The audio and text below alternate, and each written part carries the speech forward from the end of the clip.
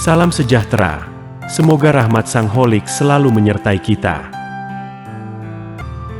Jumpa lagi di channel Dua Mata Air. Kali ini penulis ingin lebih masuk ke wilayah terdalam rahasia diri setiap manusia. Pada tema kali ini, penulis akan memilih satu aspek terpenting untuk kelangsungan hidup manusia, yaitu kecerdasan.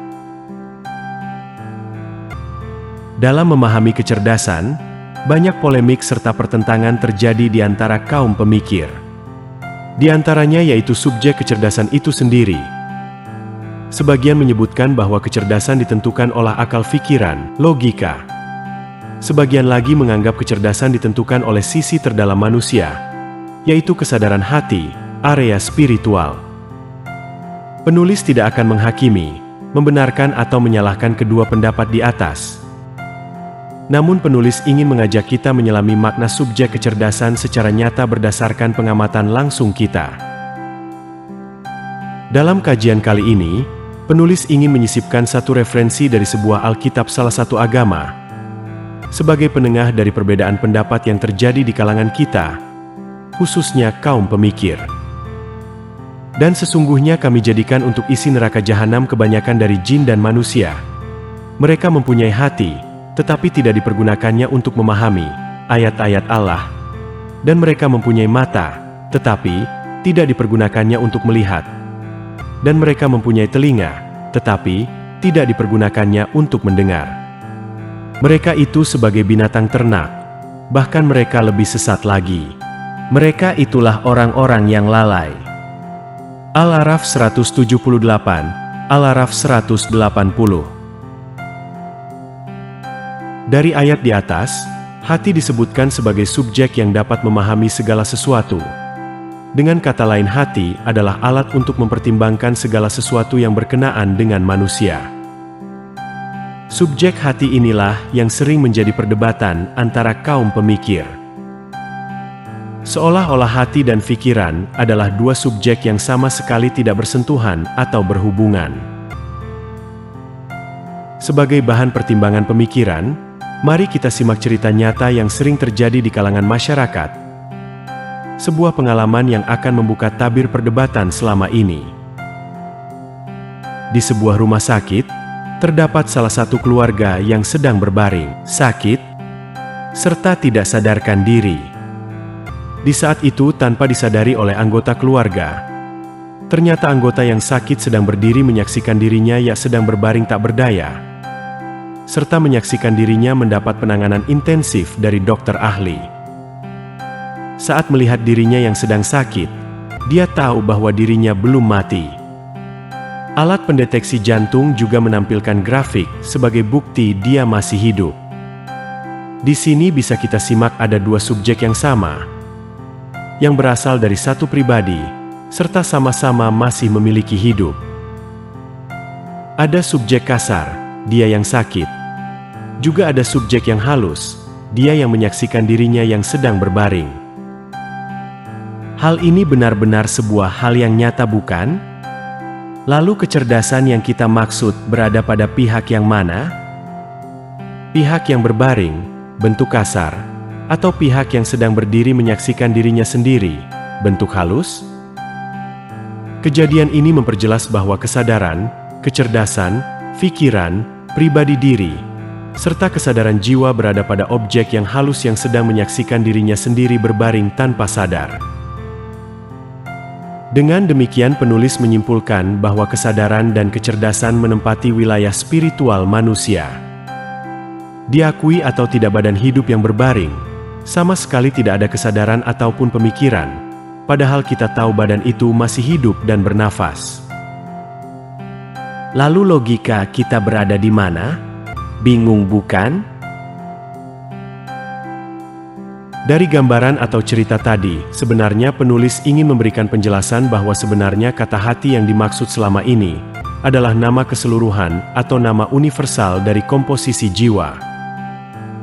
Dengan begitu jelas sudah bahwa pikiran dan logika juga berada dalam penyebutan hati tersebut.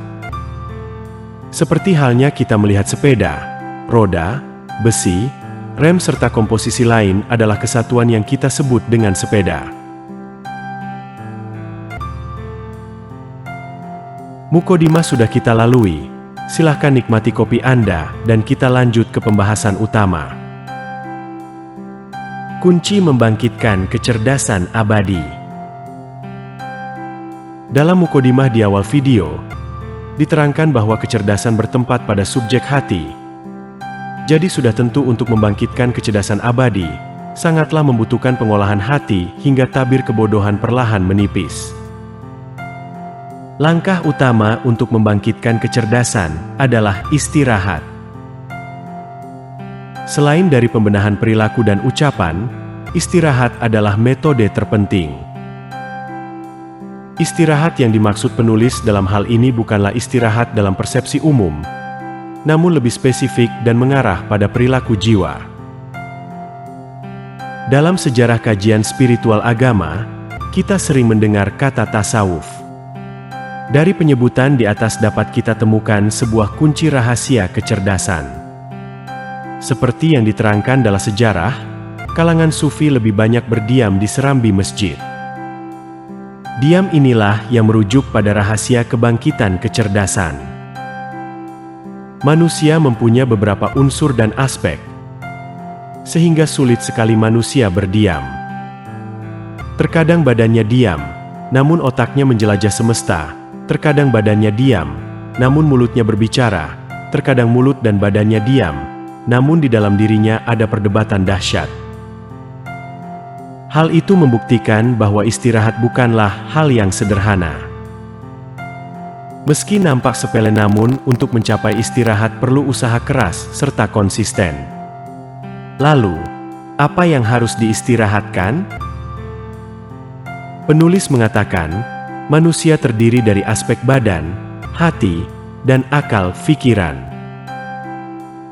Ketiga aspek ini mempunyai kewenangan untuk beraktivitas. Pencapaian kecerdasan abadi hanya dapat diraih saat tiga aspek ini kita istirahatkan. Secara logika mungkin ini terdengar tidak masuk akal. Namun penulis menegaskan kembali bahwa isi Chanel ini bukan sekedar wacana. Namun penulis sangat menyarankan untuk membuktikan dengan praktek isi dari setiap konten Chanel ini. Bukti mengistirahatkan ketiga aspek dapat membangkitkan kecerdasan adalah berikut. Diakui atau tidak, tokoh-tokoh besar kenegaraan pasti mempunyai seorang pembimbing di balik layar dalam hal spiritual.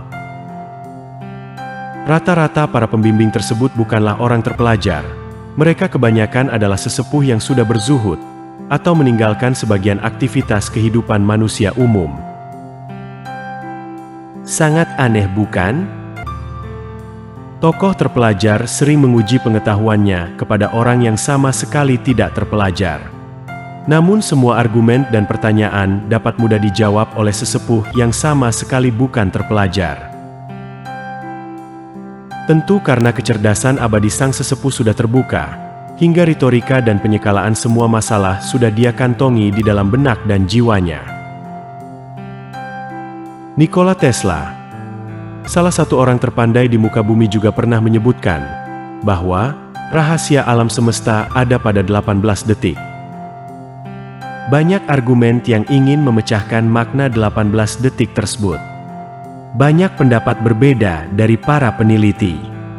Hingga penulis menemukan sebuah kajian yang membahas kisah dan sejarah hidup Nikola Tesla. Kajian tersebut menemukan bukti-bukti bahwa Nikola Tesla selalu mengistirahatkan badan, hati dan pikirannya selama 18 detik per hari. Para leluhur menggunakan konsep semedi untuk membuka tabir diri dan sebagai pendekatan terhadap Sang Hyang Widi.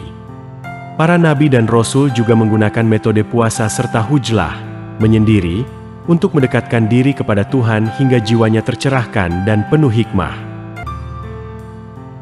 Dari semua paparan di atas, sangatlah jelas bahwa istirahat adalah kunci untuk membangkitkan kecerdasan abadi. Dengan kesimpulan, saat tiga aspek dapat beristirahat, maka diri atau nafs dapat terhubung oleh energi semesta, hingga vibrasi dan frekuensi rendah dapat tercapai. Istirahatkan dirimu dan biarkan alam semesta bekerja. Untuk tata cara dan metode istirahat 3 aspek, penulis menyarankan kepada pemirsa untuk mencari guru pembimbing. Selamat membuktikan. Wassalam.